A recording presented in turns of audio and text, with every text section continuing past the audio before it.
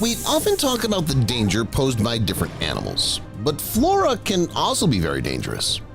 In the world, there are trees that should not be touched, plants that can be called real combat units, and trees which should not even be approached. In this episode, I'll show you these and other most dangerous trees, as well as tell you about the most unusual plants and trees with unique features and phenomena. Let's go.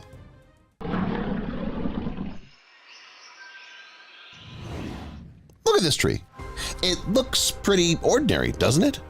Well, yes, it's big, it's got a wide crown, but actually it's nothing extraordinary. It even has fruit like other trees. However, they're inedible. No, inedible is actually an understatement. They're extremely poisonous. And not just them, the whole tree is poisonous, literally. It's the manchineel tree, and it's been called the most dangerous tree in the world. The fruit is just one of the tree's many dangers. They insidiously resemble apples, so a person may be tempted to pick them and eat them, but such a meal may be their last. The fruit contains powerful toxins, and even a small piece can cause an insane poisoning, which shall be accompanied by difficulty breathing and burning. And that's at best. At worst, the fruit can finish a person off. The bark of the manchineel tree is also poisonous. Branches with leaves are poisonous too. If one tries to set fire to the manchineel tree, very poisonous and acrid smoke will go. So much so that it can even blind a person. You can't touch it, you can't eat the fruit, you can't burn the tree. What are these trees for then? It'd be better if they were cut down, right? But you can't get rid of manchineel trees just like that. If you start chopping or sawing the tree, it'll spray poisonous juice. These trees are not an endangered species, there are quite a few of them, and one does not want to sacrifice lumberjacks. Therefore, people have decided to simply not touch manchineel trees. They tie them with red ribbons or put warning signs near them so that everyone is aware that this plant is very dangerous. Anga onga. I think all of you have been stung by a nettle, for example, in childhood when you played with your friends, or as an adult when you went to the forest. The sensation is not very pleasant, but quite tolerable. However, there are different nettle species. There is, for example, anga onga, and in this case, you cannot get away with the usual stinging and tingling. Its name is Latin for fierce nettle. Roughly speaking, it's the same nettle we all know, but 10 times more powerful. It has very large and stinging prickles that contain formic acid and histamine. Combined, it's a powerful mix. At the slightest contact with anga onga, a severe and painful burn appears on the body, and if one falls into this nettle, they can die. This, unfortunately, has happened to animals and even to people. This creepy plant grows in New Zealand, and anga onga is the name given to it by the Maori people, the local Aborigines. In the past, by the way, they used parts of anga onga to make medicines and also added the fierce nettle to food, having previously processed it. Gimpy gimpy. I don't think anyone would have any trouble identifying and avoiding nettles. Their leaves have a distinctive shape. But what about this plant? Its leaves are quite ordinary. Broad, not like those of nettles. Nevertheless, you shouldn't touch them. The gimpy gimpy is also known as the stinging tree, and the name speaks for itself. This Australian plant is poisonous. The hairs that adorn the leaves of the stinging tree contain neurotoxins and can easily pierce the skin. If a person touches a leaf, they'll get a painful burn that won't be healed in half an hour or so. The painful sensation can last for a day or even several days. Some people have even had to be hospitalized after contact with the gimpy gimpy. Well, what do you want? The Australia's most poisonous plant. This is its ominous title. I wonder why Australians are so unlucky with flora and fauna. This tree's a different story. Nothing will happen if you touch it. What's more, it even has edible seeds. So why is it in this episode? Well, here's why. Just take a look at where those seeds are. It's not some mutated cone, it's just a normal cone of the bunya pine, also known as the Araucaria bidwilli. It's in these cones that the danger of this unusual pine lies. The tree is dangerous because people may not know what's growing on it. Walking under a pine tree like this is like playing Russian roulette. A bunya pine cone is very large and heavy, weighing up to 13 pounds. You can imagine what would happen to a person's head if such a huge thing fell on them. And by the way this tree grows, Yes, in Australia. That continent is really cursed. Okay, you can still protect yourself from a pine tree with huge cones. You just have to stay away from it. But this is not the case of the next tree. The best place to admire it is in a trench. Why? Because this tree is capable of shooting and setting off explosions with shrapnel. And I'm not exaggerating. It's even called the dynamite tree, although the scientific name is the sandbox tree. The tree doesn't look very friendly. Everything's covered with creepy, poisonous thorns and hung with grenades. That's what I call its fruit. When they ripen, they suddenly explode like a real frag grenade. And the effect is really similar to the explosion of a grenade. The seeds fly at a distance of up to 325 feet, and at a speed of up to 155 miles per hour. They may well cut and injure a person. This combat unit grows in the rainforests of South America, including the Amazon Delta. This is another proof that the Amazon is not the best place to visit. I suggest that we finish with dangerous plants and trees. No less interesting representatives of flora are waiting for you further, which impress and shock. A walking tree, a forest that's a tree, a master of disguise, and not only. All this is waiting for you further in the episode. Do you remember Ents? They're those walking trees from The Lord of the Rings. They look fantastic. Seems that this can't be real, but it's not. Yes, there are no trees that walk as confidently as Ents, but there is the Cachapona tree, also known as the walking palm tree. And this tree can really walk. Its speed is slow, to put it mildly. According to some reports, it's up to 66 feet per year. But for a tree, that's incredible. The palm has stilting roots that look like legs. Botanists believe that the tree is trying to walk towards the light. In this direction, it grows new roots, while the old ones slowly rise into the air and die. As a result, the palm tree moves slightly toward the growth of young roots. However, this is not yet fully confirmed. Mostly, we have to rely on stories of people from South America, where this palm grows. Take a look at this picture.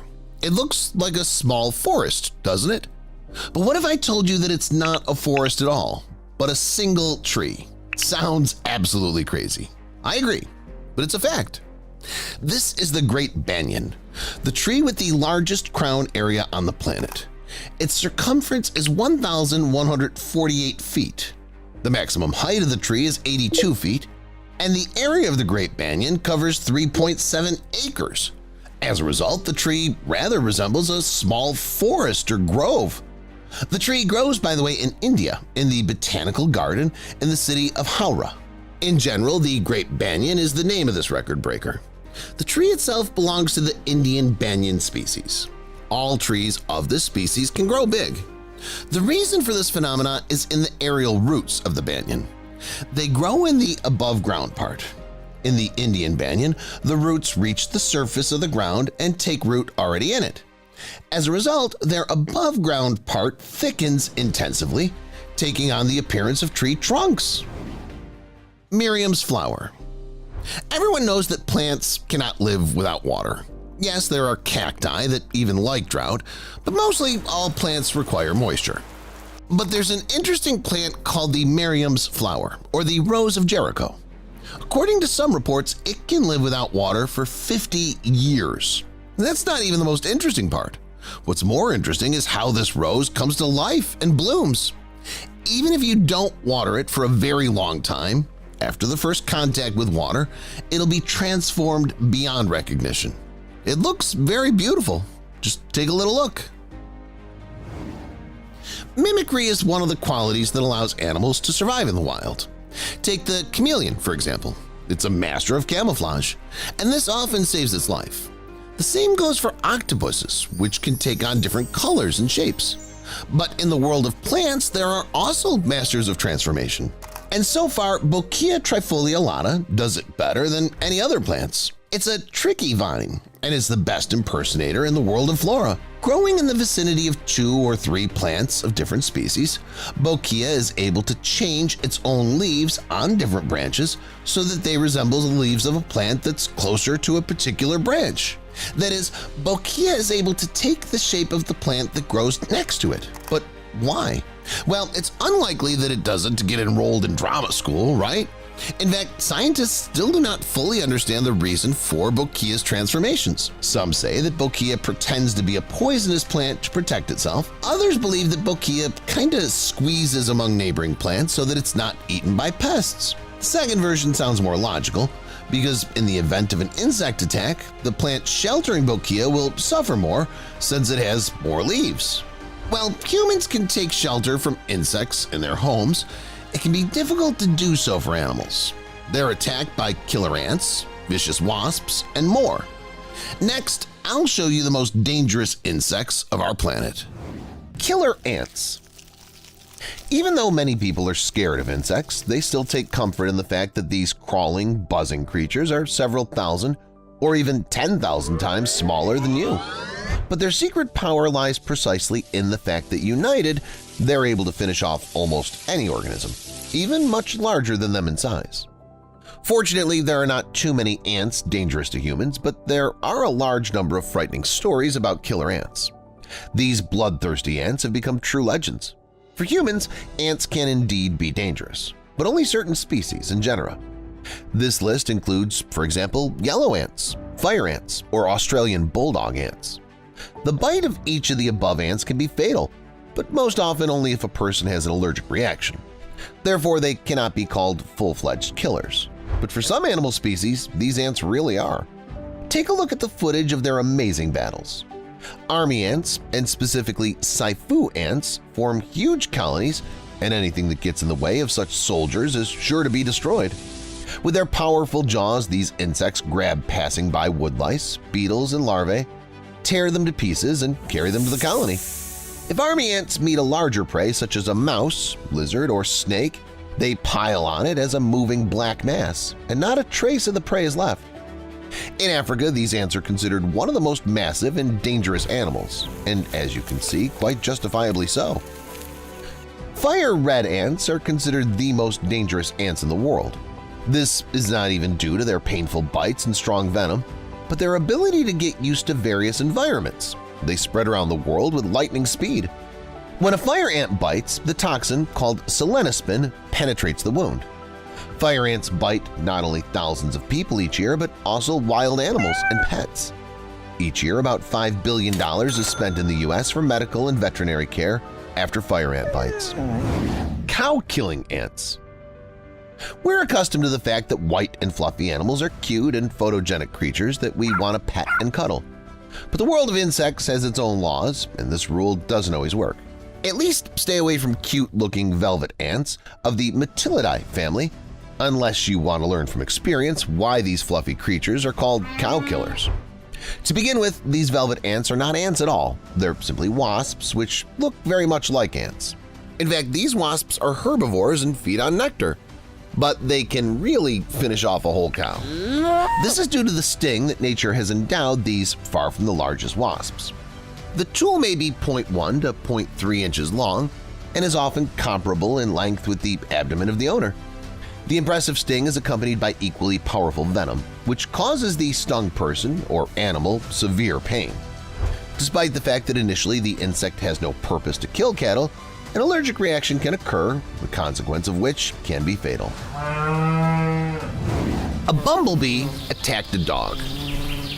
Brace yourself, the next footage is not for the faint of heart. I warned you. So in this video, the dog's owner filmed an attack by an imposing and strikingly large, though plush, bumblebee on a pet. Okay, all kidding aside, buzzing flying insects do attack pets, and it's not uncommon for dogs to be their victim. They often attack animals while leaving their sting in them, which can cause an allergic reaction. The bite site usually swells up. The owner of the dog in this video says that his pet has even experienced ear paralysis after being bitten by the stinging animal. Such attacks are rarely fatal, but veterinary care may be required. Do you believe in zombies? What if I told you they exist? Keep watching and you'll see animals that can turn into zombies. Rodents. Rodents are the main prey of domestic cats, as nature intended. Evolutionarily, such rodents as rats and mice are afraid of cats and try to run away from them. But sometimes the opposite happens. Rats not only do not run away, but they themselves approach cats and even attack the furry predators. However, only zombie rats do this. The illogical behavior is due to a parasite called Toxoplasma gondii, which causes toxoplasmosis. Interestingly, the main host of Toxoplasma are the cats themselves. Studies show that the parasites multiply in cats, but to get there they first penetrate the brain of those rodents that usually become the cat's prey. Once in the rodent's brain, they make mice or rats completely fearless and reckless. By the way, this parasite can also be picked up by humans. Usually, a person tolerates toxoplasmosis easily, but not always. People infected with toxoplasmosis sometimes become more prone to risk, schizophrenia, irrational actions, and unexplained bouts of rage. In addition, toxoplasma infection in pregnant women in some cases leads to development defects in the fetus. In fact, Toxoplasma gondii is still a rather benign parasite, if one can say so at all. After all, some parasites do not just turn their hosts into zombies, but also mock them and even destroy them. This is how Sacculina, a genus of marine parasitic barnacles, works. Sacculina's main target is the crab. The parasite first swims in the water. As the larva grows and develops, it begins to look for the crab in order to survive. Having found a prey, Sacculina gets rid of almost its entire torso. It won't need it anymore. But it does need a sharp spike on the head with which the parasite begins to drill a hole in the soft tissue of the crab's claw. By piercing the host, Sacculina gets inside not as a single organism but as a cluster of cells. This biomass then begins to control the crab. The cells settle on the surface of the digestive tract and begin to divide, forming the body of an already adult parasite. At this stage, the parasite castrates the crab and later turns it into a baggy tumor and hangs out of the crab. By this time, the crab loses interest in anything other than serving its host, and the Sacculina takes advantage of this for mating purposes. Caterpillars. Not all creatures turn into zombies through parasites. Some are taken by a virus. Some species of parasitic wasps of the Glyptopantels genus, also called voodoo wasps, use this tactic. As a rule, they work in tandem with caterpillars, which they take full advantage of as surrogate mothers. Wasps can lay up to 80 eggs into a caterpillar host, along with a poly-DNA virus and a small amount of venom that paralyzes the caterpillar until the wasp lays eggs. The virus helps suppress the host's immune system so that it will fully adjust to the larvae growing function. Soon, larvae hatch. They develop inside the caterpillar and feed on the hemolymph. When pupation occurs, the larvae gnaw holes in the surrogate's body and crawl outward, beginning to form cocoons. The caterpillar does not die in this process. By this time, the zombified insect serves the larvae and guards the cocoons. This continues until young wasps emerge, almost simultaneously with the emergence of the insects from their cocoons. The caterpillar dies. It's not only another animal or virus that can turn an animal into a zombie, but even a fungus. Many of you know the Last of Us video game, and if you remember, in the plot it was fungi that affected people, turning them into zombies. Cordyceps mushrooms did that. This reference is not accidental. Such a fungus exists in reality, and it does turn creatures into zombies. But it doesn't to people, but to ants. The fungus affects the ant's nervous system and then begins to use chemical signals to send the prey down a very strange path. The zombified ant then leaves its colony and, led by the parasite, grabs the underside of the leaf with its jaw where it remains. The fungus spreads throughout the ant's body, and when the prey eventually dies, the parasite sprouts right out of the dead zombie's head and releases spores in an attempt to lure other ants. Warm-blooded creatures. All the animals I described earlier do resemble zombies in one way or another, but we usually think of something else when we say zombie, an aggressive creature with a distorted face and foaming at the mouth, poor coordination, and strange behavior. The closest zombie of this kind would be one with rabies. This terrible virus can affect many warm-blooded animals, but mainly dogs, wolves, raccoons, foxes, and less frequently cats become rabid. Rabies is transmitted through saliva. The virus first causes damage to the host, after which the symptoms begin to appear: aggression, rage, agitation, impaired coordination, loss of appetite, and fear of water and wind in any form. Rabid animals are extremely dangerous because they always try to pounce on humans or other animals.